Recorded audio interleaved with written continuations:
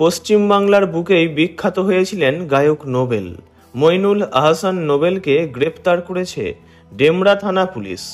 নোবেলকে নিয়ে এর আগেও বহু ঘটনা ঘটেছে।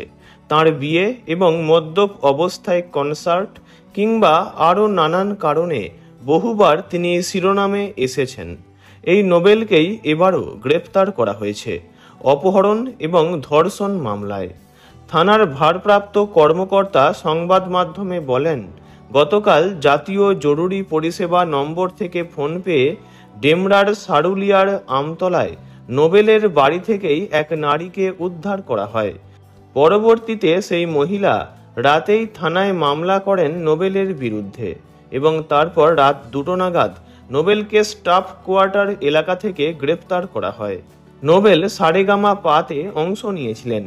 সেখানে রক গান থেকে দেশাত্মবোধক গান গেয়ে দারুণ জনপ্রিয়তা পান, কিন্তু দুর্ভাগ্যবশত সেই শো তিনি জিততে পারেননি এবং জানা যায় এই শোয়ের প্রতি তিনি ক্ষোভ উগড়ে দেন। কিন্তু সারেগামা পা থেকে বেরিয়ে আসার পর বিতর্ক তাঁর পিছু ছাড়েনি। কখনো মাদক কাণ্ডে নাম জড়িয়েছে, আবার কখনো ভয়ঙ্কর আচরণের কারণে তার নাম জড়িয়েছে, কখনো আবার তার বৈবাহিক জীবন নিয়েও উঠেছে নানা প্রশ্ন। সব মিলিয়ে সব সময়ই আলোচনায় থেকেছেন নোবেল।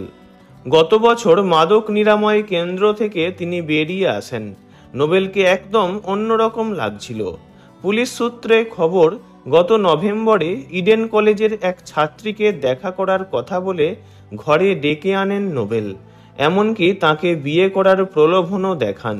এর পরবর্তীতে 7 মাস এই নারীকে তাঁর বাড়িতে আটকে রাখেন এবং সেই সময় সেই ছাত্রীকে মানসিক এবং শারীরিক নির্যাতন করেন তিনি। তাকে ধর্ষণ করেন বলেও অভিযোগ। সেই সমস্ত ঘটনা নিজের মুঠোফোনে রেকর্ড করে মেয়েটিকে হেনস্থা করেছেন বলে পুলিশ মারফত জানা গিয়েছে। কিছুদিন আগেই নোবেলের একটি ভিডিও ভাইরাল হয়, যেখানে দেখা যায় সিঁড়ি দিয়ে এক নারীকে তিনি হিড় হিড় করে টেনে নামাচ্ছেন। সেই ভিডিওর মেয়েটি ভুক্তভোগী বলেই জানানো হয়েছে পুলিশের তরফে। গত 7 মাস ধরে তাকে বাড়িতে আটকে রেখেই ধর্ষণ করেন নোবেল, এমনটাই জানা গিয়েছে। নোবেল পালানোর চেষ্টা করেন গতকাল রাতে। দেশের সীমান্ত পেরিয়ে বাইরে যাওয়ার পরিকল্পনা করেছিলেন তিনি। পুলিশ সূত্রে খবর, তাঁর বিরুদ্ধে ধর্ষণ এবং নারী নির্যাতনের মামলা দায়ের করা হয়েছে। এছাড়াও ব্ল্যাকমেল করার অভিযোগে তাঁর বিরুদ্ধে মামলা করা হয়েছে। ভিডিওটি এই পর্যন্তই। বিনোদন জগতের সব রকম খবরাখবর জানতে চ্যানেলটি অবশ্যই সাবস্ক্রাইব করবেন। ধন্যবাদ।